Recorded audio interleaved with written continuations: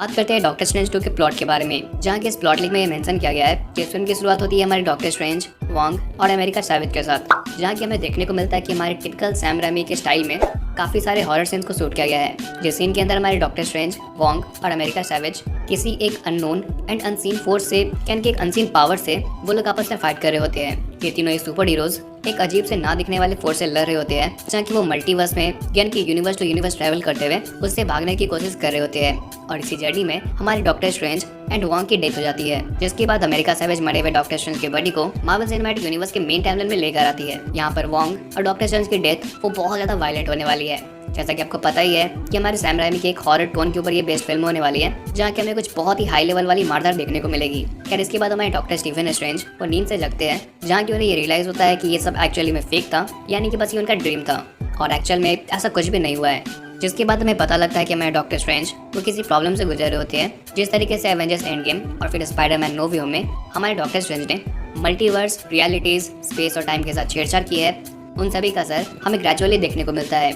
In fact doctor strange 1 film के and तक मोटो ने ये बात कही भी थी डॉक्टर स्ट्रेंज से कि भले ही अभी के लिए सारी चीजें ठीक हो गई हो, but space time and reality के साथ छेड़छाड़ करना वो डेफिनेटली लॉन्ग टर्म में महंगा पड़ेगा। और एवेंजर्स एंड गेम में जिस तरीके से हमारे डॉक्टर स्टीफन स्ट्रेंज ने 14,605 पॉसिबिलिटीज को देखकर केवल एक ही उस पॉसिबिलिटी के ऊपर काम किया, जिस पॉसिबिलिटी में हमारे टोनी स्टार्क की डेथ होती है एंड थैनोस वो बैटल फाइनली हार जाता है। यहाँ पर हमारे डॉक्टर स्ट्रेंज ने जानते हुए टाइम में एक एब्सोल्यूट पॉइंट को क्रिएट किया है। इन सभी के अलावा स्पाइडरमैन नो वे में जिस तरीके से मल्टीवर्स सैटर हुई, डेफिनेटली ये सारी की सारी चीजें जिस तरीके से हमारे डॉक्टर स्ट्रेंज स्पेस टाइम को पिछले कुछ समय से मैनेज कर रहे हैं, उससे यहाँ पर बहुत ही गहरा असर पड़ा है मार्वल सिनेमैटिक यूनिवर्स के मेन टाइमलाइन में। इसके बाद ये फिल्म आगे बढ़ती है और हमें देखने को मिलता है क्रिस्टिन पामर की वेडिंग, जहाँ हमारे डॉक्टर स्ट्रेंज भी जाते हैं और वो एक सर्जन जो हमें डॉक्टर स्ट्रेंज 1 फिल्म के अंदर देखने को मिले थे, वो भी हमें इस वेडिंग के अंदर देखने को मिलते हैं। हालांकि यहाँ पर डॉक्टर स्ट्रेंज इन सारी बातों से थोड़े से चिल है, यानी कि उन्हें कोई प्रॉब्लम नहीं है। और इस बीच यहाँ पर इस सीन में थोड़े से ह्यूमरस जोक को भी ऐड किया गया है। इस वेडिंग के दौरान ही हमारे डॉक्टर स्ट्रेंज को ये पता लगता है कि न्यूयॉर्क के ऊपर किसी मल्टीवर्सल विलेन ने हमला किया है। जिसके बाद जब वो वहाँ पर पहुंचते हैं तो उन्हें पता लगता है कि एक्चुअली एक मल्टीवर्सल विलेन गैरगैंटोस वो एक्चुअली रैंडम से अपीयर होते हुए सारी चीजों को तोड़फोड़ कर रहा होता है। इस सीन में हमें सबसे पहली बार देखने को मिलती है अमेरिका सैवेज, जिससे कि डॉक्टर स्ट्रेंज बचाते हुए गैरगैंटोस के द्वारा फेंके गए उस बस को 2 टुकड़े में बांटते हुए अमेरिका सैवेज को सेव करते हैं, जो सीन हमने ट्रेलर के अंदर भी देखा था। जहाँ की सीन में अमेरिका सैवेज को बचाने के बाद वो लोग बेसिकली एक पिज्जा पार्लर जाते हैं, जहाँ की अमेरिका सैवेज अपनी कहानी बताती है कि किस तरीके से एक डेमन, एक विलन जो कि उसके पावर्स के ऊपर फीड करना चाहता है, वो उसके पावर्स के लिए उसे मारना चाहता है। और America savage universe to universe travel करती हुए उस डेमन से भाग रही है, जहाँ की हमें ये भी पता लगता है कि अमेरिका सैवेज पिज्जा लवर है। इनफैक्ट वो जितनी मल्टीवर्सल ट्रैवल करती है उसके लिए उसे बहुत सारी एनर्जीज की जरूरी पड़ती है, जिस एनर्जी को पिज्जा खाकर और रैंडम ऐसे फूड्स खाकर खुद के अंदर एनर्जी को डेवलप करती है। कुछ वैसा ही जैसे कि हमने क्विकसिल्वर के साथ देखा था, जहाँ की अमेरिका सैवेज डॉक्टर स्ट्रेंज को ये भी बताती है कि उसे उसके ड्रीम्स के बारे में पता है और जो भी उसने विजन्स अपने ड्रीम्स के अंदर देखे हैं वो बस कोई रैंडम विजन नहीं, बल्कि वो सारे के सारे विजन्स एक्चुअली एक अलग यूनिवर्स में यानी कि एक मल्टीवर्स का पार्ट है। और अलग अलग यूनिवर्सेस के डॉक्टर स्ट्रेंज के साथ जो कुछ भी हो रहा है वो सारी विजन्स हमारे एमजी वाले डॉक्टर स्ट्रेंज को ये सारी बातें बता रहे होते हैं। डॉक्टर स्ट्रेंज अमेरिका सैवेज को लेकर आते हैं कमरताज, और यहाँ हमें सबसे पहली बार देखने को मिलता है